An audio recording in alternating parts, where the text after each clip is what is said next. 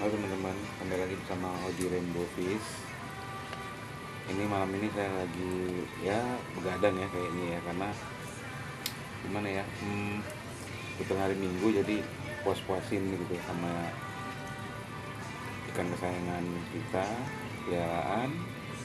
Terus plus kalian juga apa namanya, eh, menghasilkan juga ya untuk apa cuan ya. Jadi sambil sambil ngasih makan nih, saya ngasih makan ini lagi ngasih makan nih sambil ngasih makan. Terus saya sambil menikmati banget eh, hasil karya kita juga ya, karya kita sendiri ya, walaupun nggak besar farmnya, walaupun nggak besar apa nggak banyak ya, ataupun nggak apa namanya istilahnya, nggak apa ya, nggak pro ya, belum belum pro ya, saya juga belum pro, tapi banyak belajar dan banyak banyak belajar untuk mengetahui ya, pengalaman-pengalaman juga. Jadi saya bisalah berbagi lah untuk yang pemula baik yang eh, apa yang menengah, yang ke atas juga boleh kita berbagi, karena banyak hal yang saya dapatkan dari beternak ikan rainbow fish ini. Jadi ada suka dukanya juga ya teman-teman ya, ada suka dukanya, ada apa ya istilahnya ya, kalau kita bilang itu seperti apa ya, jenuh juga ada. Jenuh itu maksudnya dalam arti itu bukan berarti jenuh sama ikan ya, bukan, maksudnya kita tuh jenuh tuh nggak ada hal yang baru buat kita, apa eksperimen ya, buat eksperimen atau buat sesuatu yang menarik, yang unik gitu dari ikan rainbow ini gitu loh. Jadi saya jenuh gitu, sempat jenuh. Nah karena jenuh itu akhirnya apa ya, saya banyak pengalaman lah ya. Mungkin banyak beberapa rainbow yang belum saya miliki ya, karena bukan masalah eh, keterbatasan tempat, bukan ya, maksudnya waktu juga. Selain waktu juga saya juga belum belum sempat untuk survei gitu ya, atau belum sempat untuk mencari yang terbaik gitu, yang yang memiliki apa ya, rainbow yang baru, yang memiliki inovasi baru, baik itu warna, bentuk gitu ya, yang unik lah gitu. Jadi katakanlah yang unik gitu, saya belum dapat ya, belum survei, belum jalan gitu ya. Tapi selama ini saya nikmati dengan hasil branding saya sendiri, hasil ternak ya, hasil peliharaan, hasil penangkaran ya, terus hasil apa, eh, hasil dari pengalaman-pengalaman ya, baik ikan itu bermasalah, atau ikan itu sehat saja, atau ikan itu ada sedikit eh, stres gitu ya. Itu adalah beberapa pengalaman yang saya dapatkan selama 4 tahun ya teman-teman ya. Ya walaupun saya juga nggak sebesar eh, apa, petani atau peternak-peternak ikan lainnya gitu ya, tapi saya suatu saat bisa ya teman-teman ya, suatu saat bisa buat untuk ya seperti Bapak Didi ya. Kita contoh Bapak Didi itu yang luar biasa ya teman-teman, karena dia pelop apa, eh, penerus ya, penerus generasi ikan rainbow yang memang benar-benar yang sudah dianggap itu di habitatnya berkurang ya teman-teman, yang dianggap habitatnya hilang, berkurang, atau spesiesnya sudah tidak ada sama sekali gitu ya. Ya itu Pak Didik adalah panutannya saya juga gitu loh, yang paling utama, karena beliau ini pengalamannya, wah, kita nggak usah ngomong deh, pokoknya pengalaman luar biasa. Tapi walaupun saya maksudnya belum pernah ketemu dengan Pak Didi berbicara, ngobrol empat mata untuk masalah lebih lama gitu ya, tapi saya bisa merasakan ini dia apa namanya auranya tuh, yang cara dia teknik dia untuk merawat, memelihara, memberikan eh, apa namanya eh, apa masukan ya, apa apa namanya itu, seminar gitu ya, dari dia mengajarkan bagaimana cara A dari A sampai Z gitu, auranya tuh dapat gitu. Karena kalau menurut saya ya teman-teman ya, kalau menurut saya tuh tergantung tangan ya teman-teman, karena memang saya juga nggak ngerti sih kenapa dibilang tangan ya, tangan kita gitu. Saya nggak ngerti juga kenapa dibilang tangan kita, tapi mungkin teman-teman pada tahu lah ya. Kalau emang tahu ya silahkan komen di bawah gitu teman-teman ya, kenapa disebut tergantung tangan gitu loh. Kalau tangan kita itu bagus, apa yang mengandung, bukan mengandung sih, maksudnya membawa keberuntungan atau hoki, atau membawa kesejahteraan, atau membawa rezeki, atau membawa sesuatu yang dianggap itu apa menghasilkan, atau membawa suatu inovasi atau perkembangan dari tangan kita, itu orang banyak bicara tentang tangan, tergantung tangan gitu. Jadi baik itu bunga, baik itu ikan, baik itu hewan sapi gitu ya, ataupun baik itu hewan yang ganas atau yang langka sekalipun yang di hutan sana, tergantung tangan dan perawakan kita ya, atau karakter kita gitu loh. Nah, tergantung karakter kita. Jadi kalau karakter kita itu sama hewan itu auranya dapat gitu ya. Hewan itu jinak biasanya teman-teman, atau tidak takut sama kita, ingin berteman gitu. Tapi kalau hewan itu merasa kita itu dia nggak nyaman, kita juga merasa belum bisa menyesuaikan diri dengan mereka gitu ya. Ya mereka juga gelisah, bawaannya tuh ya nggak nyaman aja sama kita. Itu biasanya emosi, atau dia stres, atau dia apa istilahnya ya, gusar ya gitu loh, galau lah kok dibilang.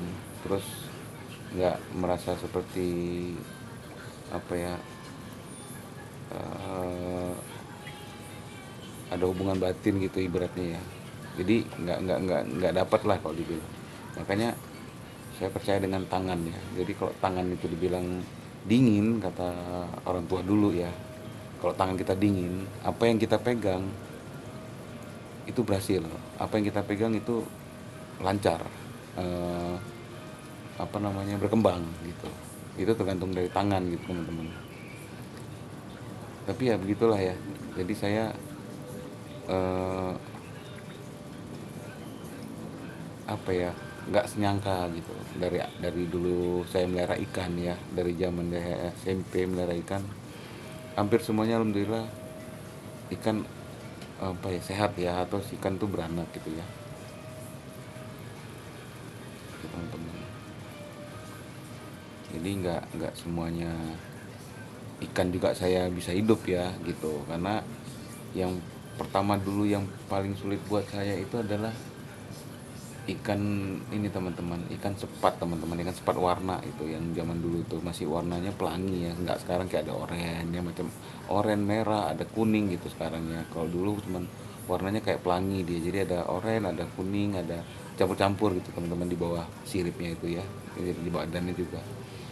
Itu paling sulit teman-teman, saya gagal. ikan sepat Ikan sepat kecil-kecil teman, ikan hias itu gagal saya. Termasuk udang hias, saya tuh dulu SMP itu gagal, meliharanya gagal. Cuman kok sekarang belum saya lakukan ya, pengen nyoba gitu ya. Tapi dulu ada udang bambu ya, udang hijau itu, udang galah, atau udang lobster pernah saya pelihara di sini. Dulu ada video saya sebelumnya, teman-teman bisa lihat lah ya, teman-teman bisa lihat video saya itu. Itu alhamdulillah emang betelur, berhasil. Cuman masalahnya saya mengkondisikan tuh adalah cuaca, jadi saya nggak ada tempat buat untuk nutup ya, buat untuk kayak rumah gitu atau atap gitu ya. Emang nggak saya buat, karena ya kalau kita tutup belakang ini, belakang kolam saya ini, itu yang otomatis udara itu udah menipis. Dan memang khusus di belakang ini nih, belakang semua kebun-kebun ini Udah kambing ini memang terbuka teman-teman, jadi nggak ditutup. Kalau ditutup itu walaupun sedikit pun, setengah ditutup pun, udara akan menipis atau udara akan merasa hilang gitu teman-teman. Jadi kondisinya juga nggak sehat gitu. Makanya eh, tempat teman-teman ya betul kan, karena tempatnya cuma hanya seluas ini ya, nggak sampai besar, jadi cuma hanya sebatas yang bisa saya lakukan gitu. Ya udang dulu gitu. Cuman karena udang itu sensitif teman-teman ya, udang lobster itu. Kalau udah stres ya mati teman-teman. Selesai. Jadi sebentar. Ya besok juga pagi udah mati. Misalnya stres dia 2 hari, 1 hari gitu. Besok pagi dia udah ngambang atau dia diem aja. Kelihatannya tidur kan, tapi begitu tangkap udah mati gitu. Itu teman-teman. Terus telurnya ada tapi menetas. Itu juga harus kita benar-benar pure, full merawatnya tuh benar-benar telaten ya teman-teman, kalau nggak mati anak-anaknya gitu. Tapi karena saya nggak punya tempat buat untuk nanti dia besar gitu ya, yang lebih cepat, apalagi kan udang lobster kan tahunan ya teman-teman ya, jadi menghasilkan itu sedikit teman-teman. Buat untuk menghasilkan tuh bukan sedikit artinya kita nggak dapat cuan, bukan, maksudnya besarnya kelama gitu teman-teman, jadi habiskan waktu dan biaya juga. Kecuali kalau emang udah pemain lama ya, lobster udang gitu, jadi dia juga nggak hanya satu lobster aja atau hewan ternak aja yang dia lakukan sambil dia menunggu besar gitu, tapi continue teman-teman nantinya. Jadi yang untuk dijual sudah ada, pembesaran sudah ada, anakan sudah ada, jadi gitu. Nah di situ saya nggak punya untuk continue ya, termasuk rainbow ini. Saya kalau untuk apa namanya, partai besar gitu ya, pernah, bukan pernah lagi sih, banyak lah ya, untuk menghubung ke saya gitu, menghubungi saya gitu untuk bisa nggak menuhi gitu, bisa nggak menuhi 1.000, 2.000 gitu ya, atau 500. Kalau 500 saya mampu ya teman-teman, cuman kadang-kadang kan 500 itu nggak semuanya bagus ya, karena warna ya kalau rainbow ini. Jadi harus disortir dia. Kalau dia cacat atau dia warnanya nggak keluar atau dia belum keluar warnanya teman-teman, yaitu eh, apa apa namanya, supplier juga nggak mau teman-teman, karena mereka kan itu warna ya, kualitasnya warna pertama ikan rainbow ini, kualitas warna sehat, terus sesuai dengan postur ukuran tubuh yang diinginkan gitu teman-teman. Sempurna gitu ya, nggak cacat gitu ya. Terus dia punya apa ya, agresif lah kalau dibilang. Jadi itu nggak semuanya 500 tuh saya penuhi bisa untuk mencapai, enggak, karena pasti kalau nggak ada yang sesuai pasti dapat cuma 200, artinya kita nggak bisa memenuhi kebutuhan teman-teman gitu teman-teman. Tapi karena saya yakin aja ya, prinsipnya tuh yakin ya, walaupun ya adalah banyak kita bertentangan dengan istri kita gitu ya, maksudnya ini kan lama ya gitu, sama kayak lobster gitu ya, lama nih, 7 bulan 1 tahun gitu untuk jadinya ya, karena dia kan sempurnanya kan sekitar setahun ya teman-teman ya, itu baru sempurna. Rainbow ini tuh setahun teman-teman sempurna dia tuh. Yang di akuarium yang ini teman-teman, itu udah ada yang 4 tahun teman-teman, itu sempurna banget 4 tahun tuh teman-teman. Ukuran badan besar, postur tubuh juga sempurna, terus seimbang dengan apa postur tubuhnya ya, maksudnya dari dorsal tuh, maksudnya dari siripnya, dari ujung mulut sampai sirip ekornya, sampai sirip bawah itu sempurna. Termasuk juga itu rainbow balon itu juga gitu. Jadi nggak semuanya saya bisa menuhi ya kalau untuk itu. Tapi kalau untuk beli partainya ya kecil lah, kan saya bilang saya bukan petani besar, tapi artinya sekedar awalnya tuh bukan bukan sekedar hobi, maksudnya ingin memelihara sekedar untuk mengetahui ya teman-teman, tapi hobi itu bisa jadi cuan juga. Makanya saya hobi, saya coba untuk melakukan ternak dan branding gitu teman-teman. Tapi karena saya sibuk ada kegiatan-kegiatan di luar gitu teman-teman, jadi ya kita fokus, cuman ya waktunya kadang ada malam gitu. Kayak hari yang bisa saya itu hari Sabtu Minggu teman-teman. Kalau lagi Sabtu libur ya libur, kalau misalnya enggak Minggu teman-teman gitu teman-teman. Itu yang paling utama buat saya. Juga harus sempat-sempatkan lah pokoknya kita mau pergi gitu. Nah, jadi paling ya untuk 100 masih bisa saya penuhi, karena Rainbow saya kan kalau sekali lahir itu bisa 300 teman-teman ya. Sekali lahir untuk ada 8 kolam ini teman-teman. Untuk indukan ya, 5 kolam aja, satu kolam aja tuh udah hampir, ada yang hampir 50, ada yang 30 gitu teman-teman. 30 ekor, 50 ekor teman-teman. Jadi kok dikumpulin tuh bisa sampai 300 teman-teman untuk satu item ikan aja. Misalnya kayak Rainbow Bosmani, saya Rainbow Bosmani saya buat 3 kolam khusus tuh. Rainbow balon 3 kolam gitu. Nah, kalau yang rainbow balon saya buat bukan 3 kolam, tapi kolam 2 sama kolam besar. Karena kalau kolam besar itu menurut saya ya, rainbow itu lebih cepat petelurnya, bertelur dan menghasilkan anak banyak. Kenapa? Dia ikan ini tuh butuh bukan, kalau kebanyakan saya nonton segala macam ya, di beberapa video, dan saya banyak datang ke tempat-tempat penangkaran ikan gitu ya. Mereka memang dibagi di skat gitu loh, artinya terbatas, misalnya cuma 80 cm, 60, 50 gitu ya teman-teman, ukuran akuariumnya lah, atau 1 meter gitu ya ada. Itu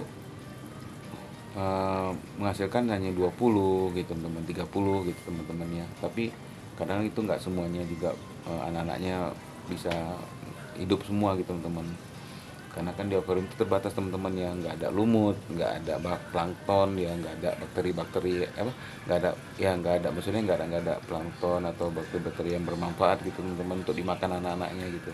Jadi kebanyakan juga lambat lah menurut saya ya, secara logika saya tuh ya, anak-anak ikan di akuarium itu lambat karena nggak ada lumut ya, lumut halus, lumut kasar, lumut lumut apa namanya, lumut agar-agar itu kan, ada lumut agar-agar tuh yang kecil-kecil gitu teman-teman. Jadi makanya jarang saya taruh anak ikan tuh di akuarium, jadi saya taruh di beton, karena beton itu menghasilkan lumut, menghasilkan plankton, menghasilkan bakteri-bakteri bermanfaat gitu, bisa dimakannya gitu, termasuk kutu air kan, gitu teman-teman, kutu air putih gitu ya. Itulah lebih cepat perkembangannya gitu. Jadi saya logikanya aja, kalau ukuran besar ikan lincah, terus sudah gitu luas, dan ikan juga karena banyak bergerak, otomatis ikan itu agresif gitu teman-teman. Karena banyak gerak itu akhirnya hormon dia itu lebih, menurut saya beberapa saya kaji, saya baca, saya ini dari dulu gitu ya teman-teman ya, saya perhatiin gitu dalam ilmu biologi juga di sekolah gitu ya. Jadi ikan tuh kalau tempatnya luas terus bergerak, terus dia agresif gitu ya teman-teman, otomatis dia adrenalin sama apa namanya tuh seksualnya itu aktivitasnya tinggi teman-teman, kalau menurut saya ya. Mungkin kalau yang lebih tahu lagi silakanlah komen di bawah ya. Bisa kita sharing-sharing ya bagi pengalaman. Nah, ini pengalaman saya ini saya ceritakan secara logika saya, pemikiran saya ya, seperti itu gitu loh. Karena saya coba di Rainbow Balon teman-teman, itu kolam yang di sana tuh ada kolam yang di pojok sana yang tempat indukannya semua, itu yang betinanya Rainbow. Itu kan kolam itu kan 2 meter kali 2 meter teman-teman ya. Itu kan gede dibandingkan kolam yang di sini tuh hanya 80 kali 80 atau kali ya kali 50 70 kali 80, 70 kali 1,5 meter, 80 kali 80 gitu ya.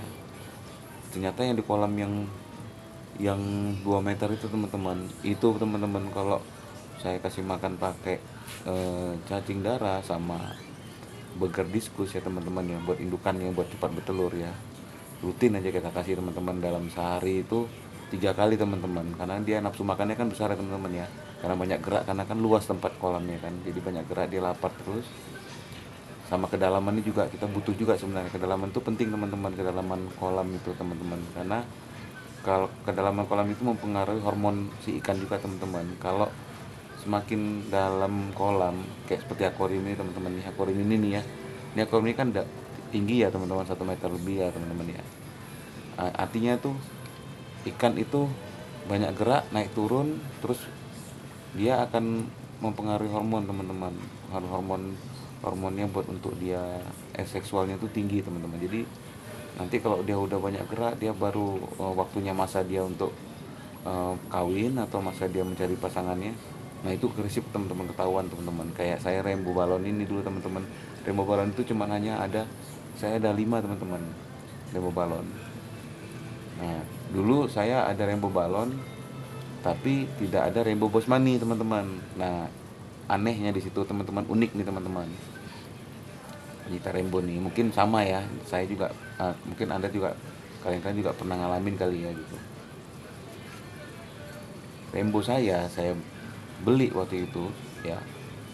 Nah itu saya beli itu rainbow rainbow itu rainbow balon itu menghasilkan anak itu di kolam yang gede itu teman-teman. Itu banyak teman-teman, ratusan teman-teman, karena saya campur jantan, dua jantan, tiga bet, dua jantan, 4 betina teman-teman.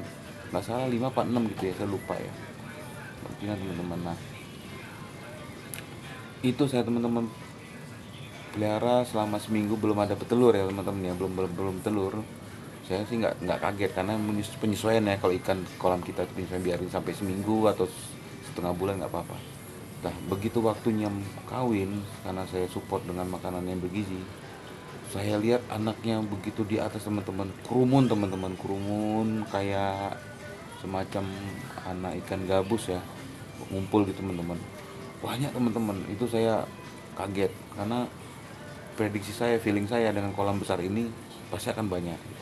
Dan itu saya kasih hanya enceng gondok sama kiambang atau istilahnya gangga itu teman-teman, sama hidrilla itu saya kasih itu aja tuh, nggak ada yang lain-lain saya kasih buat untuk dia tempat bertelur tuh.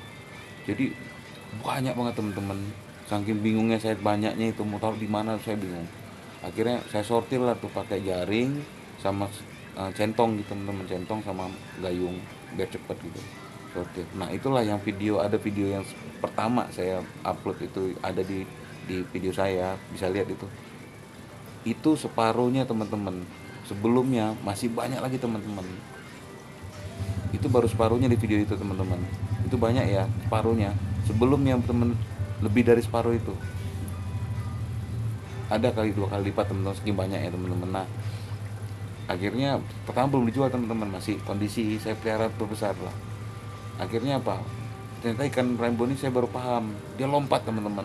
Jadi kalau nggak ada pinggirannya tuh yang penahan atau penutup atau jaring, lompat teman-teman. Jadi itu kebanyakan ikan saya tuh lompat, karena kan sebelahnya itu ada parit pembuangan, tuh lompat saya nggak tahu, nanti dia lompat ke sebelah, berantem sama ikan jantan rainbow lainnya, mati gitu kan.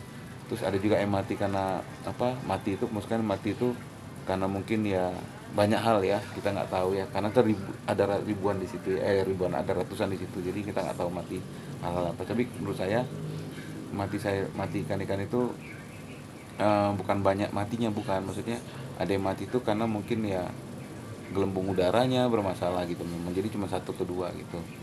Nah itu saya ituin teman-teman. Nah sekali itu saya lupa nutup jaring teman-teman, itu ceritanya, jaring di pipa pembuangan. Hujan lebat teman-teman, tahu nggak apa yang terjadi?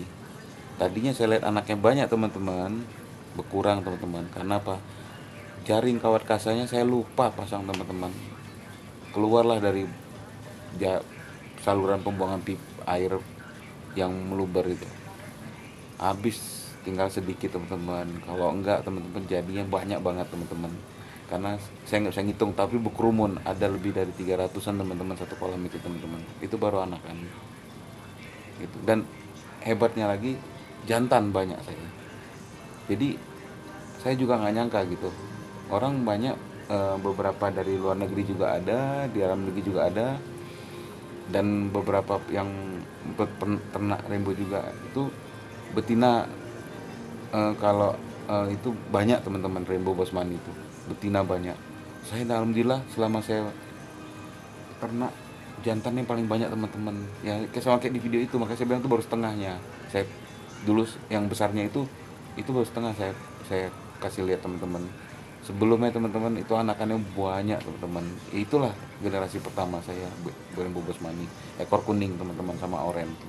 Jadi ada dua versi. Nah, saya mendapatkan rainbow bosmani pipih, ya yang pipih itu yang di video itu, yang di video ada yang urutan kedua ya teman-teman, bukan balon ya itu hasil dari rainbow balon teman-teman, rainbow balon dengan betina rainbow balon juga.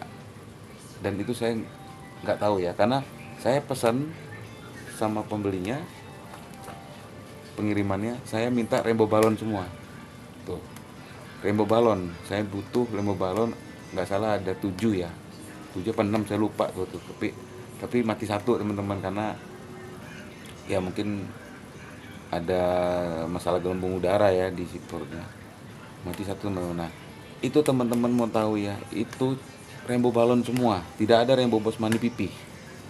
Tapi hasilnya saya memiliki rainbow bosmani pipih dengan perut sedikit membulat ke depan karena indukannya balon. Jadi rainbow bosmani pipih saya yang di situ beda dengan rainbow bosmani yang pipihnya benar-benar pipih sempurna, tidak ada pentolan jendolan perut di depannya.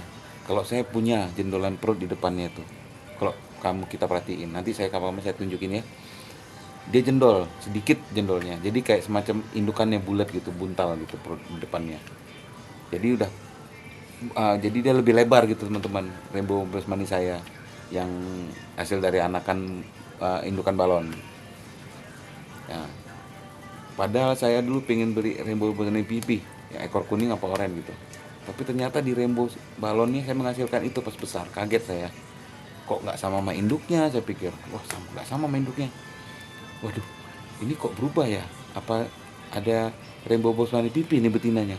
Tapi begitu saya cek itu semuanya balon gendut teman-teman, bingung kan.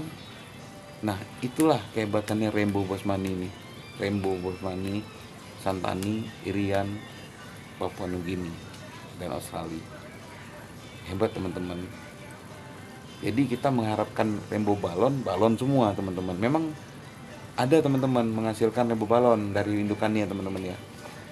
Karena saya jujur aja teman-teman, saya pesan balon semua, nggak ada pipih, karena itu yang pertama saya pelihara di tahun 2000 sebelum covid teman-teman, 2020 sebelum covid, akhir 2020 ya teman-teman ya, sebelum covid saya pesan itu teman-teman. Jadi nggak ada rainbow pipih saya, karena saya mau coba dulu yang rainbow balon, karena rainbow balon ini kan dianggap unik, langka, dan mahal ya teman-teman. Apalagi rainbow balon merah ya, itu harganya mahal teman-teman ya, nggak main-main teman-teman harga rainbow balon merah. Dari bandingan dengan rainbow balon rainbow bosmani yang ekor kuning, ekor biru, hijau, merah tuh, atau yang red sekalipun rainbownya, tapi semua itu masih mahal merah. Jadi kalau rainbow red pipih merah mahal. Jadi rainbow ini perkawinannya ini unik teman-teman. Jadi bisa dengan rainbow balon dengan rainbow bosmani, bisa teman-teman disilangkan. Dia menghasilkan ada rainbow balon, tapi kebanyakan kalau induknya jantannya rainbow bosmani pipih, betinanya balon, hasilnya anaknya pipih semua teman-teman. Gitu. Nah, kalau yang rainbow balon betinanya itu apa? Rainbow balon betinanya bosmani, jantannya rainbow balon, biasanya kebanyakan itu balonnya ada tapi nggak seperti balon dia, cuman dia jenong aja teman-teman, sedikit jenong di perutnya. Kalau udah besar itu ada di situ teman-teman.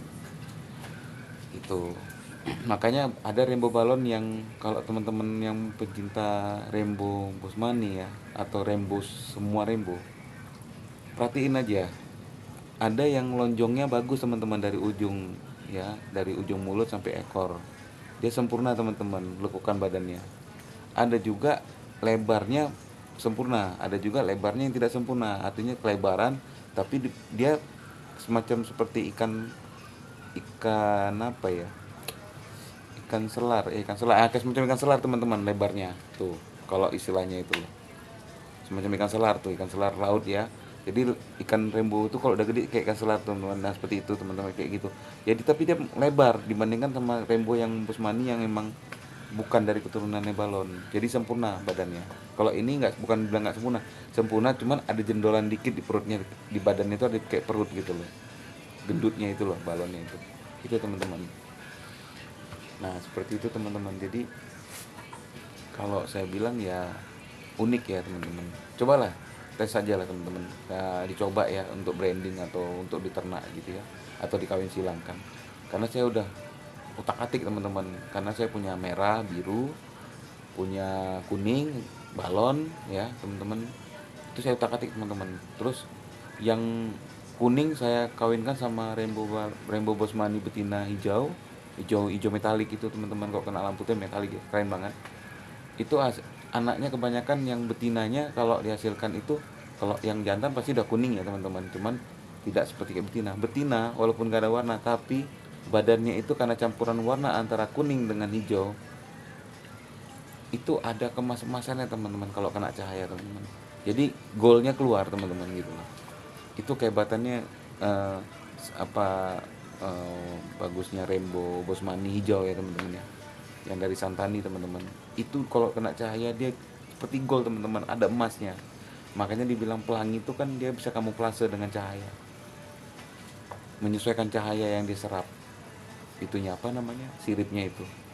Karena sirip dia itu yang yang memiliki gradasi warna ya. Nah dibantu dengan warna kulitnya yang gelap, jadi pantulannya lebih kuat gitu teman-teman, dibandingkan warna putih pantulannya keluar ke sisiknya itu, jadi pecah warna itu nggak dapat. Tapi kalau sisik backgroundnya itu hitam atau gelap ya, hijau gelap, hijau tua atau biru tua gitu ya, kena sisiknya rainbow pelangi yang bergradasi warna-warni, dapat teman-teman. Ada biru, gold aja saya nggak nyangka tuh dapat yang hijau di situ. Makanya saya pisahin 3 tuh, udah besar-besar, karena yang lainnya udah kejual, jadi saya nggak ngeh waktu itu. Mungkin ya alhamdulillah syukur juga dapat mereka, ya nggak apa-apa. Cuman saya nggak ngeh kalau itu gold gitu loh. Kalau kena cahaya dia kayak mirip seperti gold, jadi berkilau kemas-emasan di sirip-sirip bagian tengahnya sama luarnya, ujungnya tuh, sirip ujungnya itu sama tengah sirip apa tengah sirip, tengah sisiknya kan sisik ya teman-teman ya, tengahnya sama pinggirannya tuh, itu yang menghasilkan warna gold. Keren banget itu. Kalau saya ada lampu warna ya yang untuk akuarium LED, mungkin mantep lah. Nanti kapan-kapan saya sempatkan beli ya teman-teman. Kita tes hasilnya lihat. Ya ini kalau ini sih saya inginkan juga sebenarnya, ingin berkembang terus ya teman-teman. Cuman karena tempat ya, keterbatasan tempat, terus juga saya juga lagi bangun rumah ya teman-teman ya. Jadi apa maksudnya, lagi beli tanah, bangun rumah. Jadi saya belum modalnya ke full dulu. Nanti kalau udah semua selesai baru saya dibongkar. Rencananya tuh saya mau buka yang besar karena tanahnya luas ya teman-teman, alhamdulillah lumayan teman-teman. Jadi bisa buat rumah induk, terus kebun sama kolam. Nah itu kolam itu bisa buat ini. Nanti saya desain lagi sesuai dengan logika dan feeling, insting saya, perhitungan saya juga. Dan apa ya, apa namanya istilahnya, apa namanya, misalnya kontak batin kita lah tuh sama ikan gitu ya teman-teman, ibaratnya gitulah. Nah dia maunya kayak gimana nanti kita penuhi gitu loh.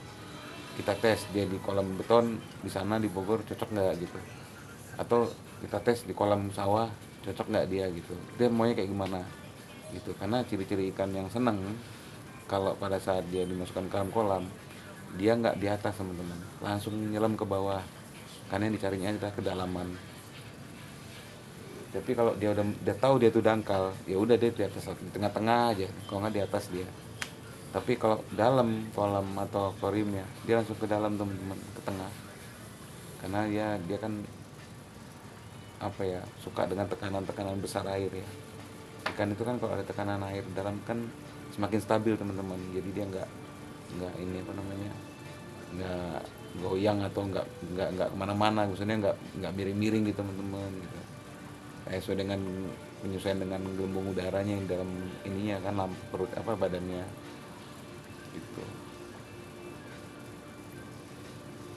Jadi kalau ikan yang ke atas ya kayak mujair teman-teman, dia butuh oksigen besar karena dia juga tidak suka, dia ikan mujair ini kan suka pedalaman juga ya, air rawa sawah apa danau atau sungai itu suka pedalaman. Cuman kebanyakan ikan mujair ini dia di tengah-tengah air sungai, air danau. Jadi dia di tengah aja main di situ, nggak pernah ke dalam dasar tuh nggak pernah. Jadi dia makan tuh di pinggir-pinggiran rumput itu kayak gitu. Nah itu makanya itu ikan yang senang, berarti ikan itu cocok dengan yang dalaman, kedalaman gitu. Kalau udah dangkal ya kebanyakan sih kan kadang-kadang gak awet lama teman-teman kalau kolamnya dangkal gitu, kecuali sesuai dengan ukuran ikan ya. Kalau ikannya besar ya jangan dangkal teman-teman, sama ibaratnya kayak kita ya, kita ibaratnya bernapas dangkal ya oksigennya cepat habis kan, dia kan butuh oksigen juga, oksigen dalam air gitu. Ya begitulah kira-kira teman-teman, itulah pengalaman saya, kita berbagi ya, semoga ini bermanfaat teman-teman ya. Jadi kalau ada pertanyaan atau apapun, atau yang anda tahu, yang kalian tahu semuanya ya, bisa di komen di bawah gitu ya, apa yang tadi saya ngobrolin.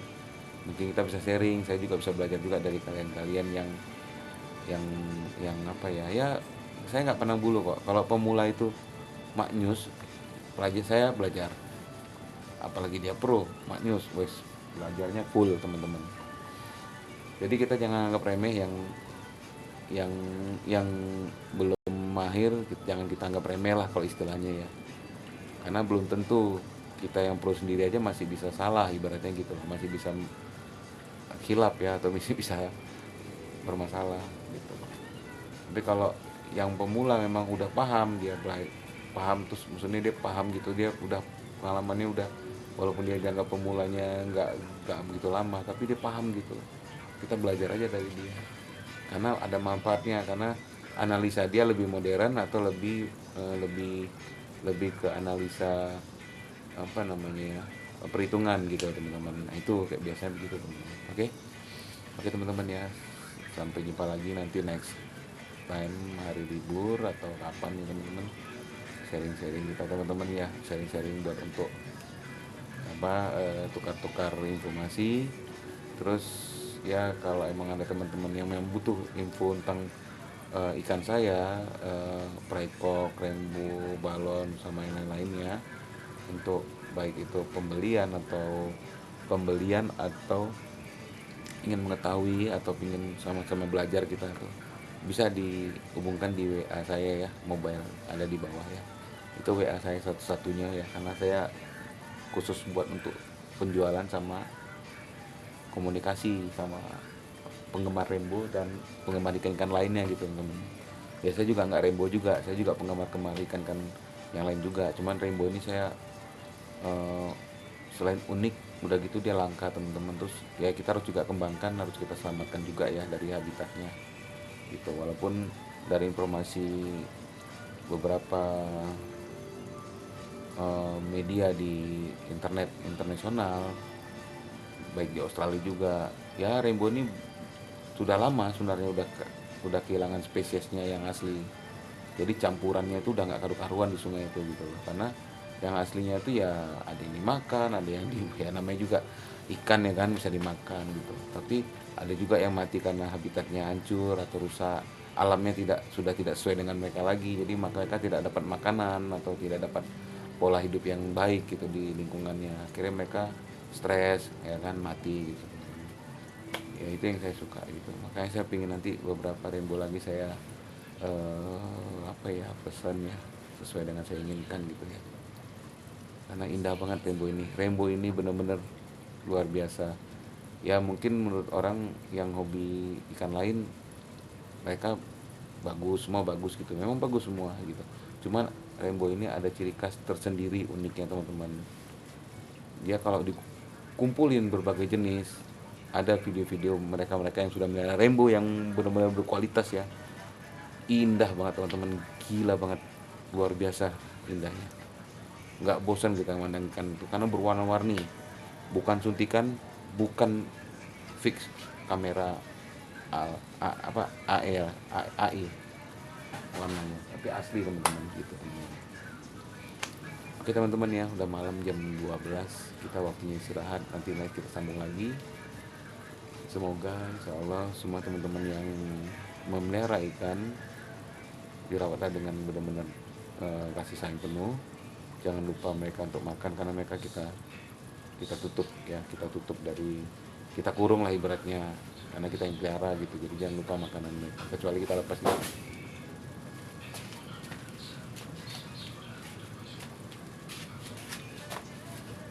Jadi gitu teman-teman ya, sampai jumpa lagi. Tetap semangat, support ya, saling support, kita tetap semangat, terus berbagi ilmu, terus jangan ragu untuk mengembangkan ikan-ikan, termasuk kita kaya akan ikan hias, termasuk rainbow tetap kita jaga, jangan sampai punah atau habis habitatnya atau tidak ada sama sekali di Indonesia. Ikan apa aja yang habitatnya mulai berkurang, kita harus cepat untuk mengembangkannya, itu teman-teman ya. Saya juga suatu nanti mungkin bisa mengembangkan ikan yang lain gitu ya, tapi next kita lihat nanti apa yang saya dapat nanti, ikan yang saya akan kembangkan sekalian juga untuk bisnis usaha ya di hari tua. Oke teman-teman ya, selamat malam, sampai jumpa. Assalamualaikum warahmatullahi wabarakatuh. Salam Rainbow Mania, peace Indonesia, bye bye.